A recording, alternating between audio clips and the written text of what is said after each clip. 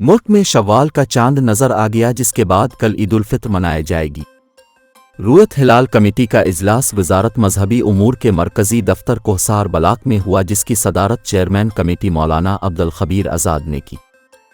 इजलास के बाद प्रेस कॉन्फ्रेंस करते हुए मौलाना अब्दुल खबीर आज़ाद का कहना था कि कराची, दैर, फैसलाबाद, स्कर्दू और मुल्क के मुख्तलिफ इलाकों से चांद नजर आने की शहादतें मौसूल हुईं।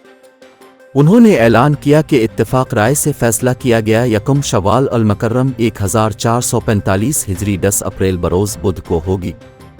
पूरे मुल्क से बराह रास्त मरकजी रुयत हिलाल कमेटी को कॉल मौसूल हुई और शहरियों ने चांद की तस्वीर और वीडियोज़ भी मरकजी रुयत हिलाल कमेटी को व्हाट्सएप की। दूसरी जानिब महकमा मौसमियात ने मुल्क में चांद नजर आने का इम्कान जाहिर किया था। ख्याल रहे कि सऊदी अरब, मुत्तहिदा अरब अमारात और दीगर खलीजी ममालिक समेत बरतानिया और ऑस्ट्रेलिया में भी कल ईद अल फित्र मनाई जाएगी।